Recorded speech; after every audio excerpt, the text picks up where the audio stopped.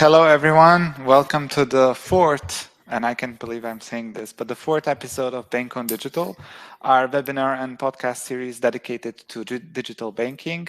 It started by my company Logate, where we develop digital banking solutions for our clients. And I am extremely happy today to be going back to digital banking after we had some discussions about open banking and about digital transformation and some concepts that were stepping out of the digital banking box. We're back to digital banking now, and it is my pleasure to welcome Jeroen de Bel, who is an experienced banking strategist. He has insane amount of experience in the consulting niche, but also now working with neobanks and incumbents. He started Fincog about, was it like six, 6 years ago, 6 years six, ago? 7 years Yes. ago. Yeah. And I noticed the company on my LinkedIn feed when they published this digital banking report for Europe, and I saw so much incredible data there that I just had to invite Jeroen. So Jeroen, welcome. I'm so happy Thank to have you. you. Before we start, can you please tell me how did you come to this idea to basically go into this very, I would say, specific niche when you founded your own consultancy group after working for PwC, BCG, and all of those consulting groups? Yeah, sure. And happy to share my experience, and thank you for inviting me. So two lines about my background. Ever since I was young, I wanted to learn and know everything about banking, and I've been working basically throughout all of the Dutch banks, and later moved to consulting, and yeah, been working for banks across the globe, really, mainly focused on retail banking and payments, as well as SME banking. So those are the topics. Been working in banking for over 15 years, in variety of roles, variety of capacity. And yeah, what I've been witnessing firsthand is just the continued rise of digitalization of, Yeah. well, the whole society as we know it, but also of banking itself. And I think it's a long-term trend in one way. In another way, as we'll be discussing today, we have already seen interesting developments, but also there's so much more to be done. I think there's always the opportunity to make banking better and more innovative as the market always evolves. And so that's sort of my experience and what I've been seeing. And as for why I set up the company, I do believe in the potential of digitalization and fintech, how we call it in the sexy word, and been working large corporates on many very exciting initiatives on launching SME lending solutions, mobile payments, international remittance, all such cases, and all great visions. But too often I saw promising initiatives failing due to a variety of reasons, and reasons that I felt could be prevented. For example, there was a good strategy, but no connection with the implementation, and was completely going off track. People lacking some fundamental knowledge of either banking or IT or a mixture of that, or also not working with the right solution, just going for, yeah, a random solution that ranks top of the list, and then use that, but Yeah. not thinking, okay, does it suit your needs? So all these things that, hey, I believe in a vision and I see things going wrong, and I want to myself help make it better. And with that ambition, I started the company 6.5 years ago. Yeah, that sounds. I think even when we were just doing the tech check before the actual webinar, I liked how you kind of said that you're solving problems for your clients, basically. Would you say that that's kind of like one of the main reasons why you sort of transferred from the banks themselves to like this consulting role where you're not essentially like working within the bank as part of the team, but more on the external, you have this external role of the consultant. Do you believe you're doing more like that, as in you're seeing some things that maybe some banker doesn't see because he's like too much inside that shell or like a silo there? Yeah, interesting question, and it's important to note I've been working the majority of my career in consulting, but also I've spent several years within well, some of the Dutch banks in internal consulting and strategy roles. So I've seen both sides of the table.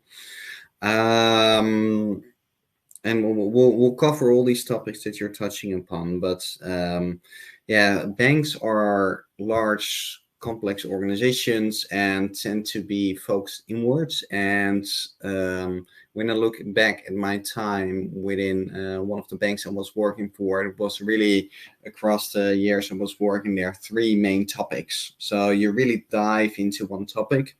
Um, and really own that, not just having a vision, but also really working with operations and making it happen. So I think that has great advantages of really digging yourself into a topic. But what I like about consulting is that you see so many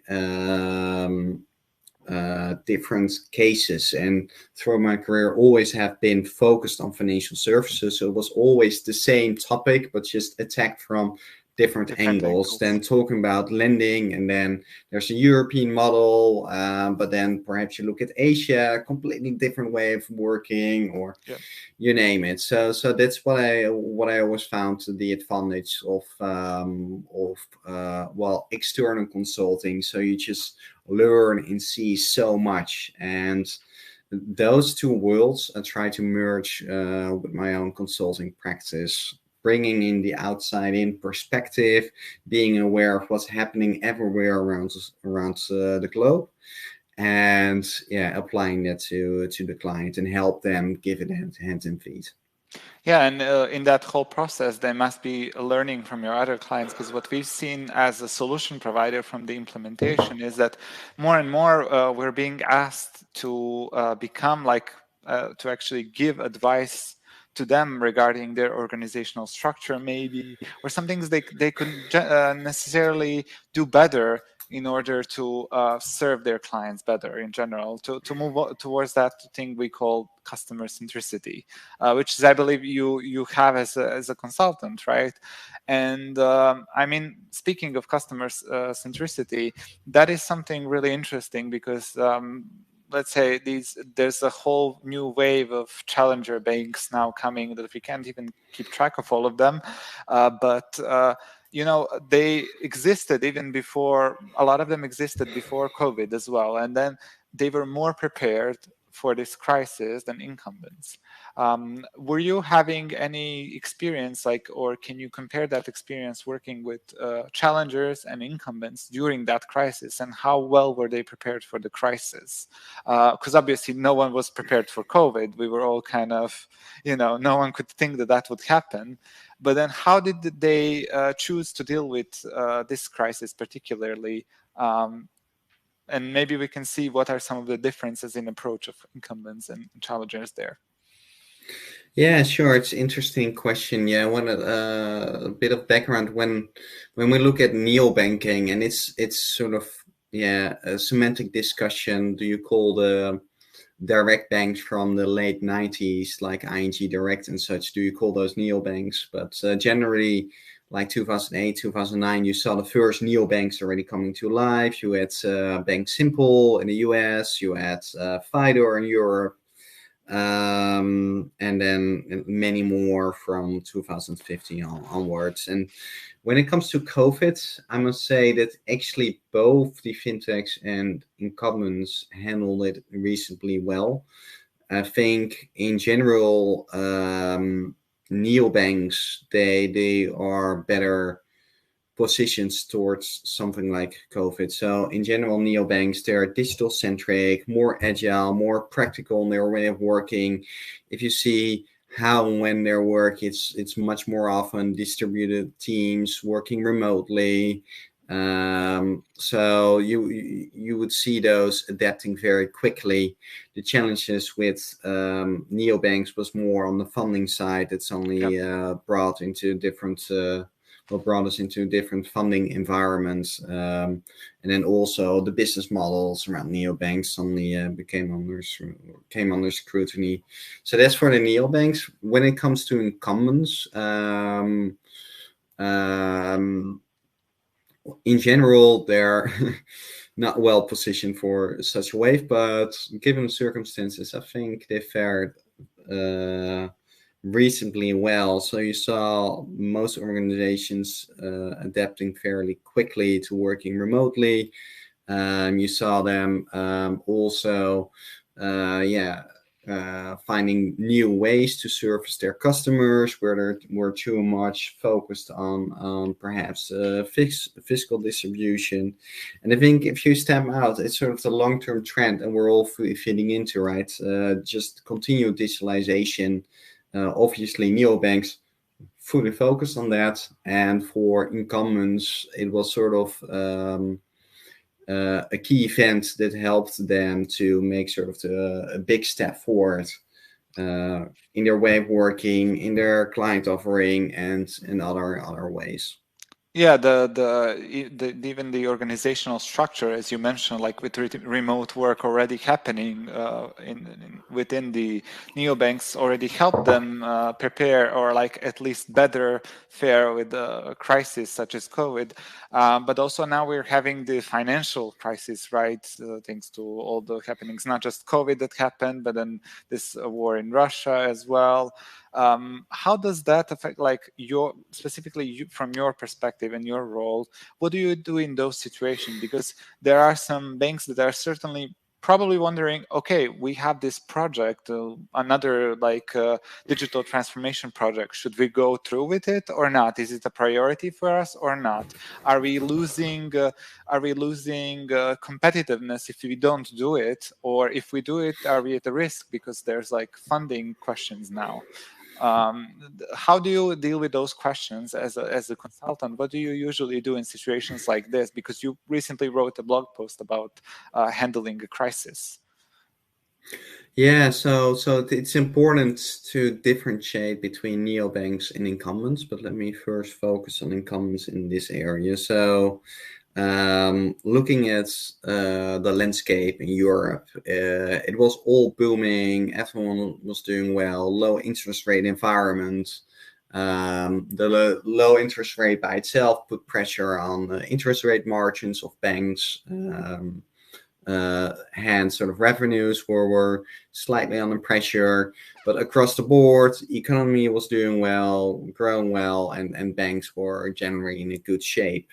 And then obviously the crisis, or well, the war in Ukraine came with Russia invading Ukraine, and that's led to a variety of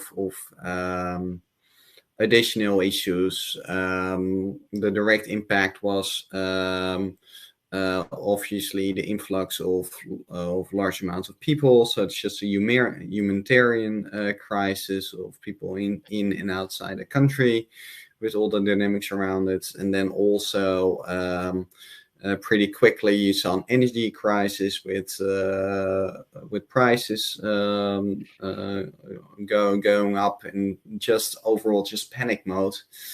Um, and now I think the more long-term effect is due to to tame inflation, central banks are increasing their interest rates.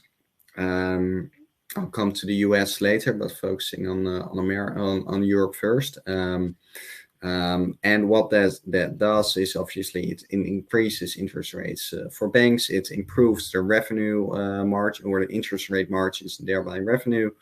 So overall, in the short term, banks are much better off. So you would say, well, they they're doing well. They're in capacity to grow, but amidst this high inflation, instability, there's just growing concerns for a recession. What you see everyone doing there, and thereby sort of inflicting it upon ourselves. Um, as big companies we're working with, putting a hold on all the budgets and such, and it's sort of a question. It's like putting a frog in a boiling pan of water, and it's not. Yeah, it's okay to continue being in there for a little while, but there comes a point when there's a point of no return. And those are the discussions I have with my clients. It's sort of important, not per se urgent, but if you wait too long, you end up in a Yeah. situation like what we saw with Credit Suisse here in Europe. It didn't happen overnight with all the concerns they have been having, that those same concerns of inefficiency, of struggling to find their position, having to reinvent themselves and such. You heard those discussions for the last 10, 20 years. Same for a big bank like Deutsche. Same for, you can name of many, many European banks that are same in that same situation.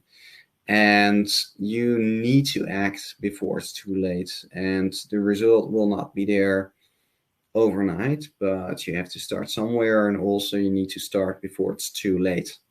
So I think that's the main message for incumbents. And then US, different story. We'll park it for now, but that's the general story. Yes, but their approach is usually like considered to be more conservative, which some customers do appreciate, right? And that's why they stick with the incumbents, right?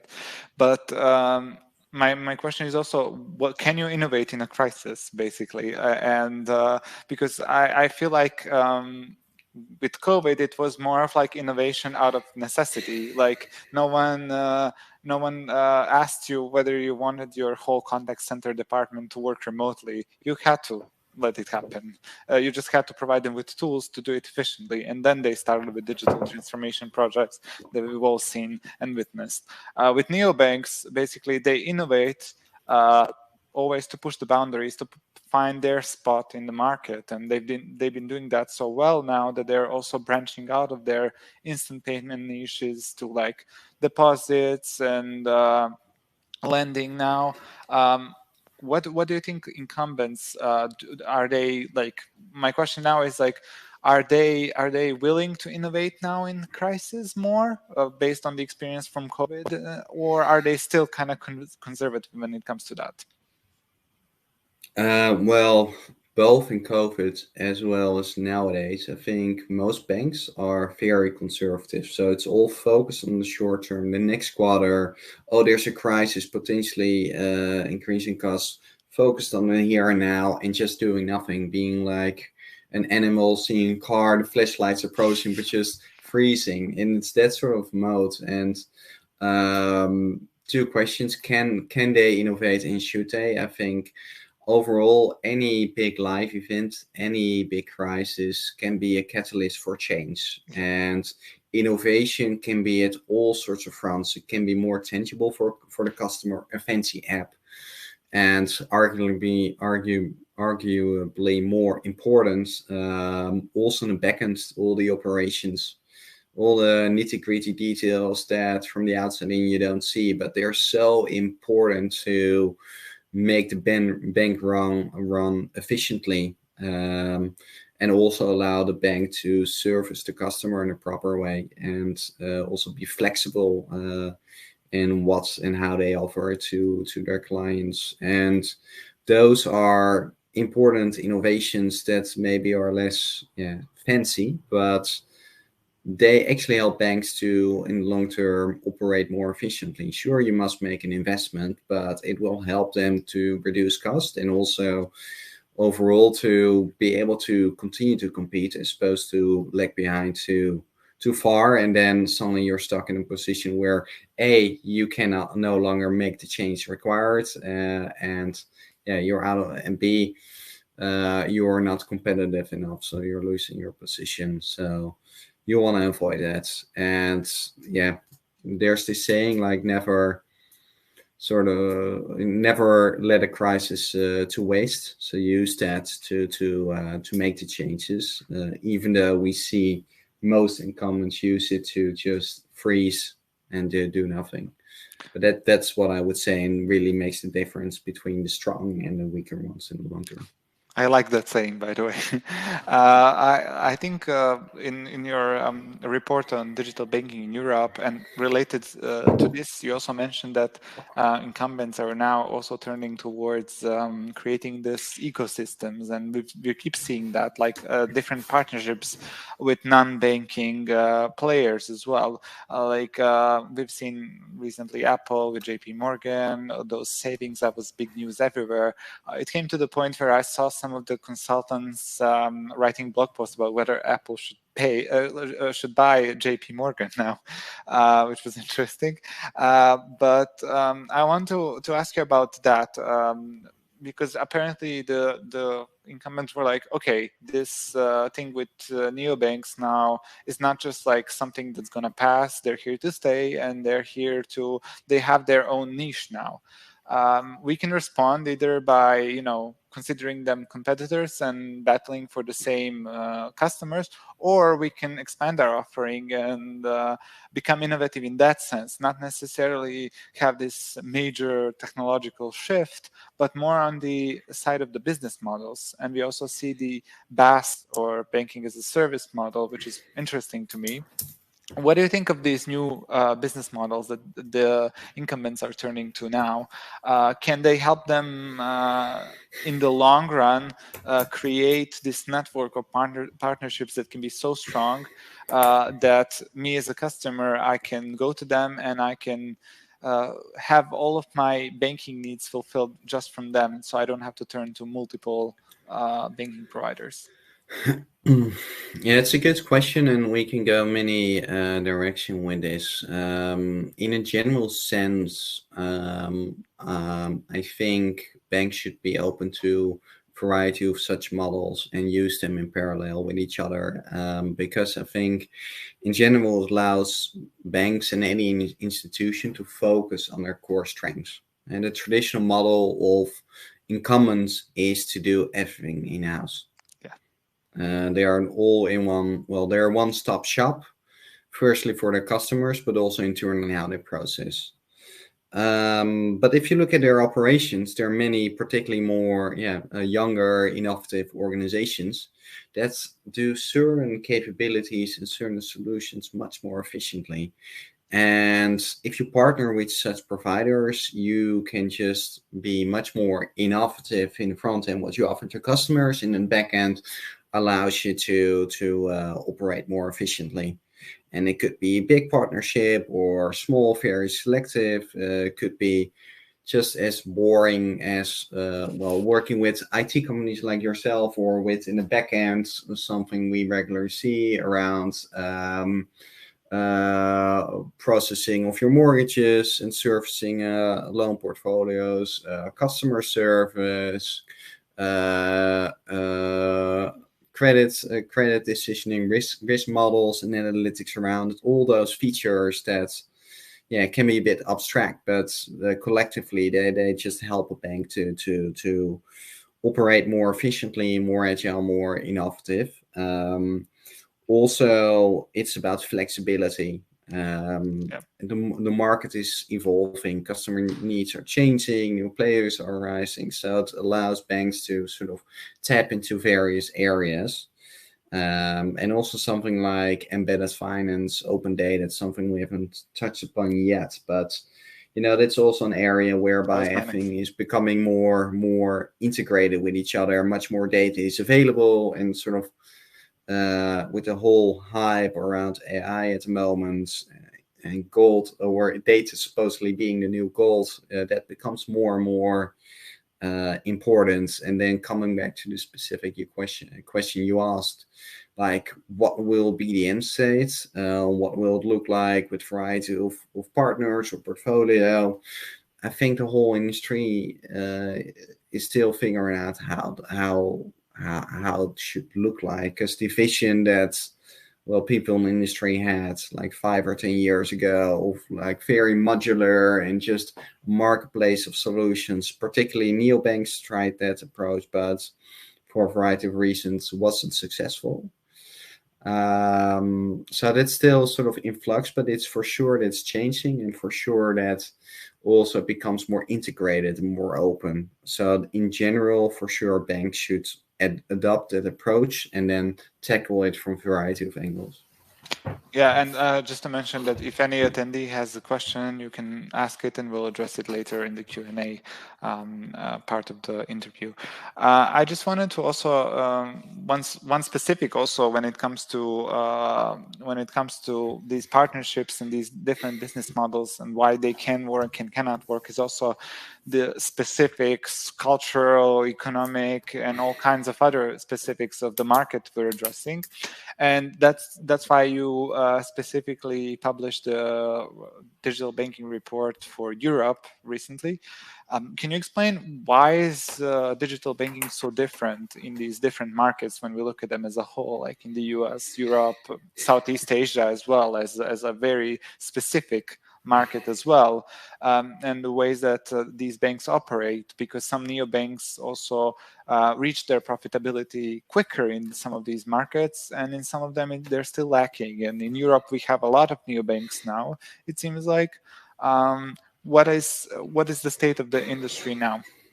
Yeah, broad question, but to answer it shortly, why are neobanks different across regions? Well, is the banking industry different across regions? So every market is different, particularly in banking. It's a complex industry, and then with lots of legacy systems, lots of financial habits behind it.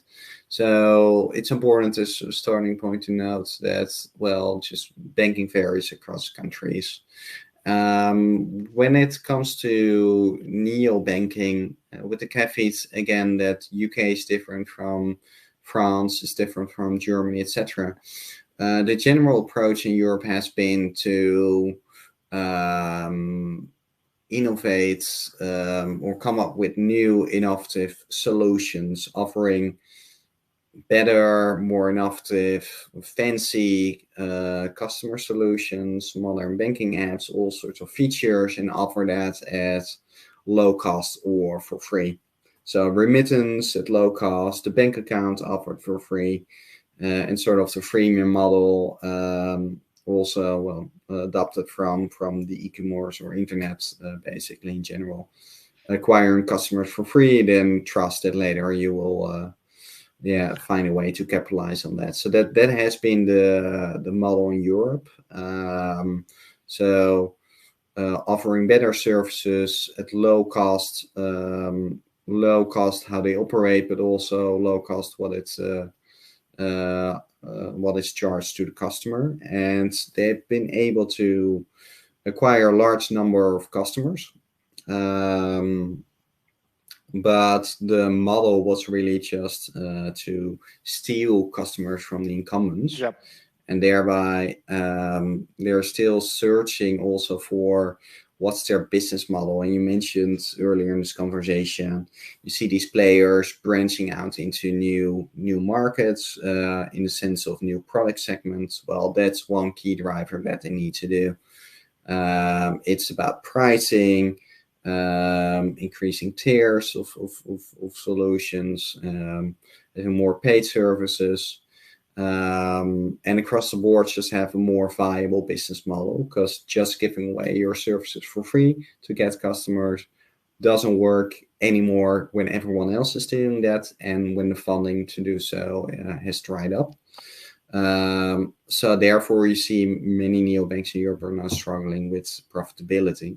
If you look at other regions, looking at Asia for specific, or looking at Latin America, in Asia, the most profitable, most successful neobanks in general are in Asia. And it's both sort of the big ones, the giants from China and from Korea, also from smaller countries. While there are huge differences between individual countries there, in general, they leapfrog the incumbents, so it's just not just one step forward, but three or four at the Yeah. same time. And it's also about financial inclusion, creating completely new markets, as opposed to trying to steal away customers from banks while offering something slightly more different, more fancy, better. But if you already have a good working solution, it's a bigger hurdle to change. And then obviously in Asia, there's also the super app model you see across China, you see across Super apps. Indonesia. So that sort of makes the whole customer engagement and the whole revenue model and such much broader, much deeper. So I think that's the feature what you see in Asia, in Latin America, Nubank, for example. It's about financial inclusion in one hand, and then another hand, just about pricing. Nubank, for example, started with just offering credit cards to people in Brazil that were either formally excluded from the credit card market Unbanked, yeah. because of just because of all the criteria, and or they were charged ridiculously high rates, and basically they sort of halved the interest rates for those people, and to start made it available to those people, and still earn very high margins. So that's about financial inclusion, creating something new, and sort of tapping into very high margin product segments, and then expand and scale really. And it's the same opportunity you see in Africa around remittance again in certain corridors, Western Union and those likes having like 90% of a certain corridor. So they are yet again, it's an opportunity. So that those, it's just the tip of the iceberg we're touching upon. But there you see lots of variety already across markets. Yeah, and they even have like in Africa, telecoms taking the role of banking players as well, like as neo building their own neobanks. And in Europe, it seemed like most of the neobanks were focused on instant payments. And nowadays, we see different neobanks tackling, also having the niched approach, so to say, but tailoring their offers, such as you mentioned, like you worked with a bank. I don't know if it was in Europe, but you worked with a bank that's offering tailoring their offering to SMEs, for example. That is also now becoming a thing, very important. How do you address, as with your company, with Fincog, how do you address the different needs that they have? Because okay, they're building a neobank that is tackling this specific niche in instant payments, and the other ones are tackling SMEs or retail banking. How do you tailor your approach to these different neobanks? And your question is particularly what are the services we offer and help them succeed, depending Exactly. on. Got it. Yeah, sure. So without making it a whole sales pitch, a few words about our company. So Finco is a consultancy specialized in digital banking, this whole ecosystem, and whereby we help our clients to modernize their product offering as well as the organization behind it. And we do that end to end from initial strategy. So about defining what markets to target, what products, what customer segments, and how you differentiate in that niche. And it's all about focus, as we already established. So finding the right niche, the right focus that suits your unique capabilities, really. And that's a key starting point for determining the success. You can be, you can offer the best solution, have the most amazing operations, very lean and mean. But if you're in an area that's overcrowded, low margins, then it's difficult to succeed. Alternatively, if you are a mediocre player, but in one of the most profitable segments, you see that a bit. Well, for example, credit cards, we already mentioned. Remittance, that's a key area. Just being there in the market already, well, makes a huge difference in your potential. So I think that's key area we focus on. Secondly, after you define what you like to do, we help our clients to design their propositions. So what you offer to clients, what should it look like? So actually building out all the products and services together with the customer experience, all the customer journeys around it, and not just help you build the front end, but also build the back end, all your processes, your organization, your technology, and help you implement it. And then if you look at, or so that's in general what we do. And if you look at all these clients, each client has different needs. So, for example, for incumbents, it's more about customer centricity you already mentioned, this innovation mindset, the way of working. Can be either particularly focused on some specific product innovation or on some technology development. For neobanks, typically in Europe, it's all about your business plan and expanding into more profitable product segments. Right. Yeah, and then last point, for neobanks, it tends to be very hands-on, very focused on regulatory compliance and also setting up all these solutions. So that's also a different dynamic you see between these type of players. And also, you mentioned that you also work with, you help banks find the solution providers. How does that work typically? Because we've seen, for example, as a solution provider, when we're getting their RFQs or sending our offers, that sometimes the general call for proposals can be like very much like copy pasted from different organization that had it, or like a financial institution that posted it. Not a lot of it seems to be tailored, and it seems it's one of those situations where oh, I know that they have it, so it means that I must have this solution, but you don't actually like know whether you need it. Do you help them figure out what exactly, when it comes to the solution, that do they Mm. need, and do you later work on RFQs with them, or how does that work?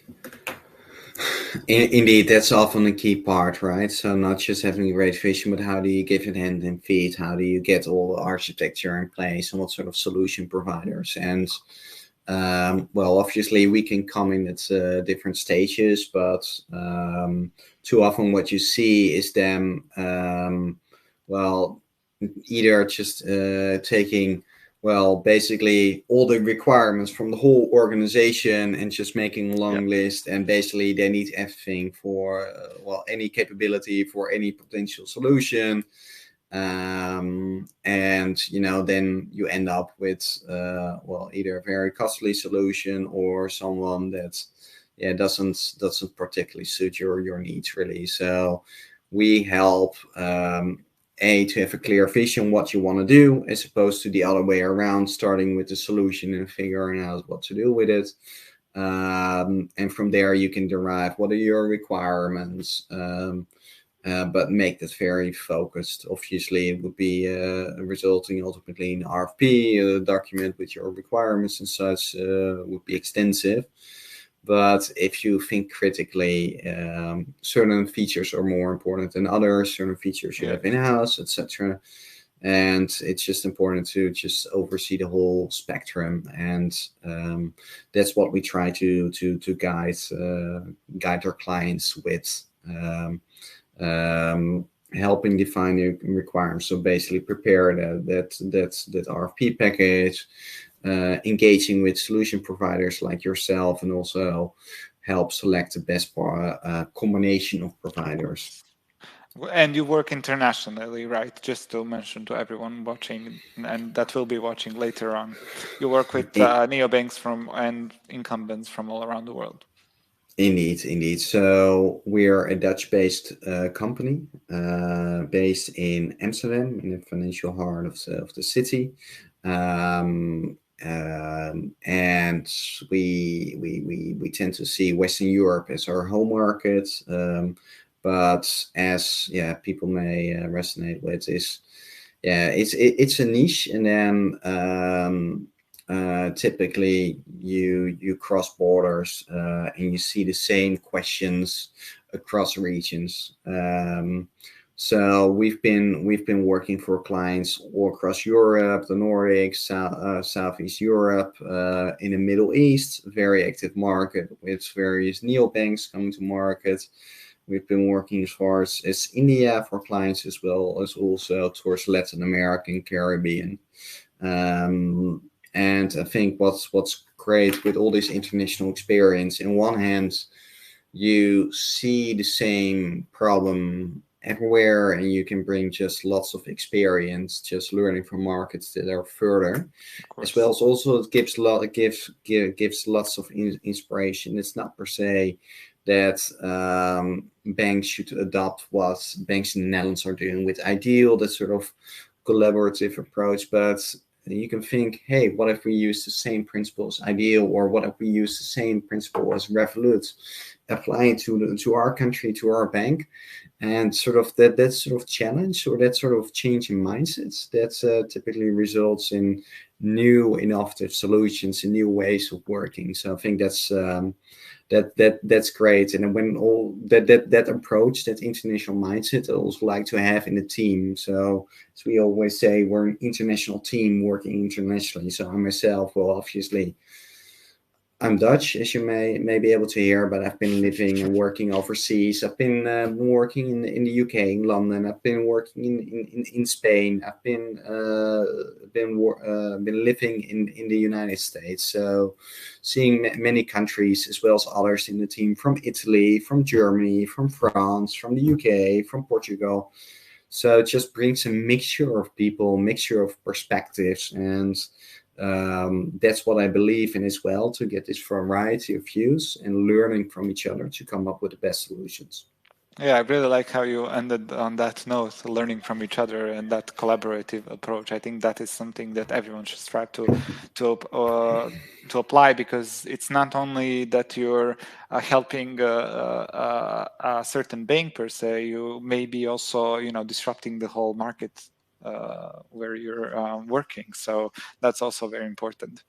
I would like to say I don't have any more questions, and I see we didn't get any from our audience. But I would like to invite everyone to follow Fincog's blog, because I know you guys are very active with your blog posts. You're publishing so many valuable reports. I've been reading them for the past 2 weeks. I think I read about 3 or 4 of them, and also downloaded the report. So you can find a lot of information there. And Jeroen and his team are always happy to share their knowledge, which is amazing. And I love having people that love to share their knowledge. So I invite you to check it out. I will leave the links in the description, so you can go to their websites, reach out to Jeroen. He's also very active on LinkedIn. And yeah, if you'd like to say anything else, Jeroen, this is your time. You have 1 minute. Yeah, sure. No worry. Well, I would just like to thank you for this invitation. Always pleasure engaging with you and sharing thoughts, and appreciate the platform. And I just hope that I was able to help the audience with a bit more insights, and appreciate obviously the following of Finco and myself. So always welcome to do so, and happy to share thoughts with any in the audience. Thank you so much. Thank you everyone for following, and we'll be back with our 5th episode announcement soon. So stay tuned and enjoy the week. Thanks. It was a pleasure. Thank you. Bye.